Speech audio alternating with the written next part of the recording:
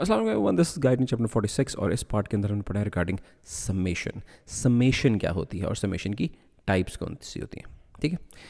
सो summation की दो types होती हैं, टेम्पोरल समेशन और स्पेशियल समेशन। और समेशन एग्जैक्टली होता क्या है? समेशन ये होता है कि जब भी एक से ज़्यादा नर्व इम्पल्सेस ऐड अप होके अपना कंबाइंड इफेक्ट दें तो उसे हम समेशन कहते हैं। जब भी एक से ज़्यादा नर्व इम्पल्सेस कंबाइन करके अपना इफेक्ट दें तो उन्हें हम कहते हैं समेशन। जैसे कि समड अप हो गई हैं, ऐड अप हो गई हैं, ठीक है। अब ये एक से ज़्यादा नर्व इम्पल्सेस एक न्यूरॉन से भी आ सकती हैं, एक एंडिंग से भी आ सकती हैं और एक से ज़्यादा एंडिंग से भी आ सकती हैं। मिसाल के तौर पे this is a single neuron, single pre synaptic neuron. यहाँ से एक इम्पल्स आएगी, वो एक इम्पल्स आके मिसाल के तौर पे ये दो वेजिकल्स को रिलीज़ करवा देती है, this one and this one. अगर अब ये वेजिकल्स न्यूरोट्रांसमीटर्स रिलीज़ करेंगे और वो न्यूरोट्रांसमीटर आगे जाके अपना इफेक्ट करेंगे पोस्ट साइनेप्टिक मेम्ब्रेन पे। अब अगर इसका इफेक्ट ख़त्म नहीं हुआ पहले वाली इम्पल्स का और ऊपर से एक और इम्पल्स आ जाए और वो इम्पल्स आके इन बाकी जो पीछे वाले दो वेजिकल्स हैं इनको भी रिलीज़ करा दे, तो होगा क्या कि अभी पहले का इफेक्ट ख़त्म नहीं हुआ, पहले न्यूरोट्रांसमीटर जो रिलीज़ हुए उनका इफेक्ट नहीं ख़त्म हुआ और पीछे से एक और इम्पल्स ने आके एड अप कर दिया है इफेक्ट को, सम अप। तो इन दोनों का इफेक्ट सम अप हो जाएगा और इसे कहेंगे समेशन, ठीक है। कि जी when a single pre synaptic neuron fires multiple action potentials in rapid succession, जल्दी से एक सिंगल एंडिंग ने जल्दी से दो या एक से ज़्यादा मल्टीपल एक्शन पोटेंशियल्स को फायर किया है और दोनों का इफेक्ट ऐड हो गया तो उसे कहते हैं टेम्पोरल समेशन, ठीक है।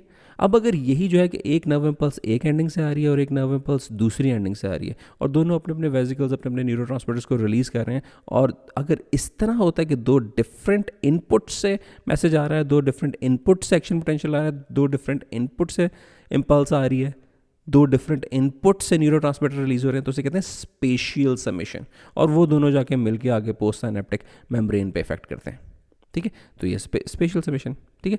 तो समेशन क्या हुई? It is a process where multiple synaptic inputs, सादा अल्फाज में नर्व इम्पल्सेस, और यहाँ पे हम इन्हें nerve impulse basically synaptic input ही है ना। Process where multiple synaptic inputs combine to influence post synaptic neuronal potential, where multiple synaptic inputs combine to influence post synaptic neurons potential. अब अगर वो जो इनपुट है अगर वो किसी एक सिंगल प्री साइनेप्टिक न्यूरॉन से आ रही है तो टेम्पोरल समेशन है, अगर वो मल्टीपल प्री साइनेप्टिक न्यूरॉन से आ रही है तो स्पेशियल समेशन है। और उन सारों का इफेक्ट कंबाइन करके पोस्ट साइनेप्टिक न्यूरॉन के पोटेंशियल को इफेक्ट कर रहा है, पोस्ट साइनेप्टिक न्यूरॉन के पोटेंशियल को इफेक्ट कर रहा है, ठीक है।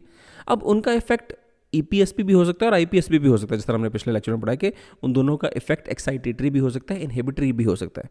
एक्साइटेटरी है तो हम कहेंगे excitatory post synaptic potential generate हो रहा है, और अगर इनहिबिटरी है तो हम कहेंगे inhibitory post synaptic potential generate हो रहा है। तो समेशन बहुत इंपॉर्टेंट टॉपिक है और इसकी टाइप्स अक्सर पूछी जाती हैं, ठीक है। तो ये तो हो गया समेशन। अब उसके बाद है दूसरा हमारे पास फैसिलिटेशन।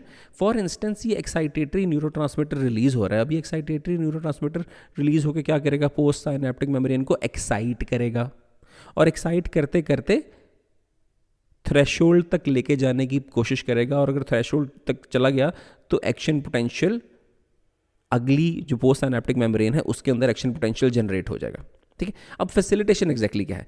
फैसिलिटेशन है कि एक्साइटेटरी न्यूरोट्रांसमीटर रिलीज हुआ और उसने यहाँ पे एक्साइटेशन की, और जो यहाँ का मेम्ब्रेन पोटेंशियल है उसको थ्रेशोल्ड के करीब लेके गया, मगर अभी थ्रेशोल्ड नहीं आया।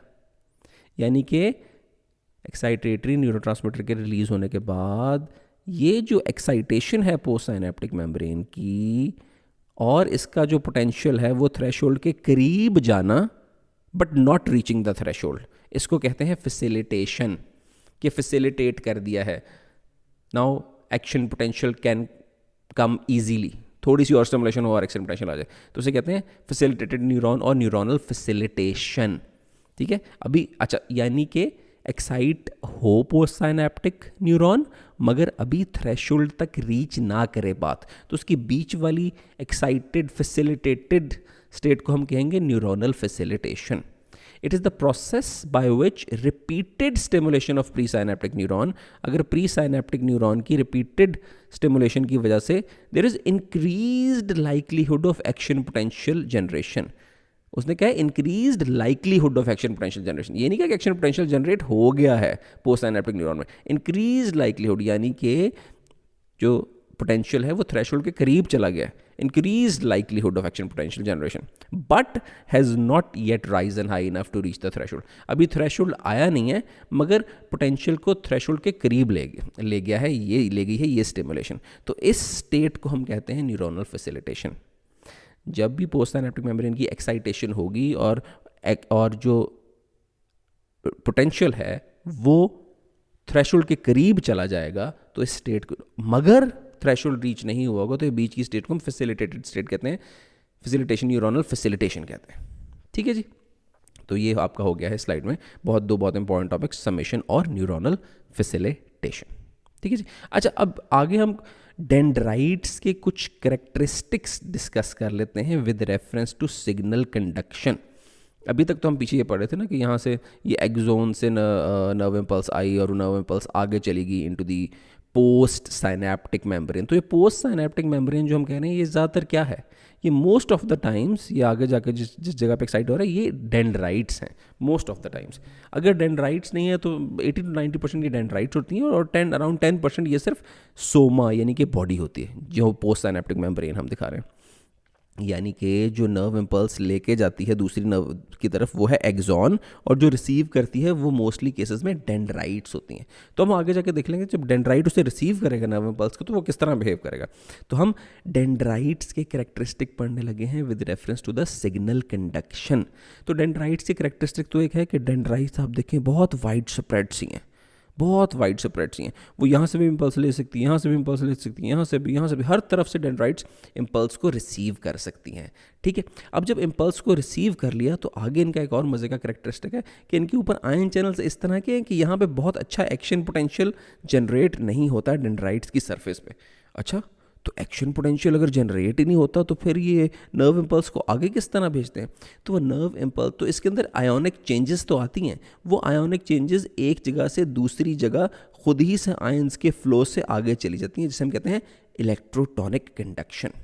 पहली चीज़ ये है कि डेंड्राइट्स बहुत वाइड स्प्रेड है, मल्टीपल तरफ से इम्पल्सेस को ले सकती हैं। दूसरी चीज़ इसके अंदर आयन चैनल्स कुछ इस तरह के हैं कि इसके अंदर एक्शन पोटेंशियल आसानी से जनरेट नहीं होता।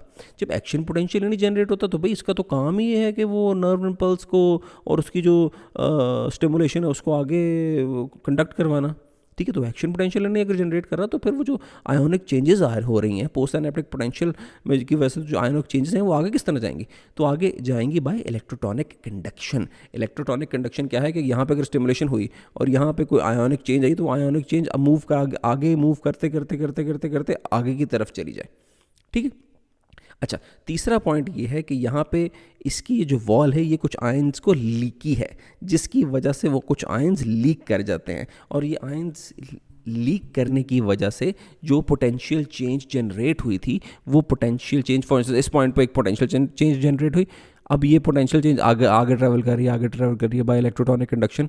अब हुआ क्या कि यहाँ से वॉल्स लीकी हैं तो वो जो potential change by due to change in ionic concentration अंदर पैदा हुई थी वो आयंस ही मूव करके बाहर चले गए। तो वो जो चेंज आई थी वो चेंज तो आहिस्ता आहिस्ता आगे मूव करते करते कम हो जाएगी। तो इसको कहते हैं हम डेक्रीमेंटल कंडक्शन।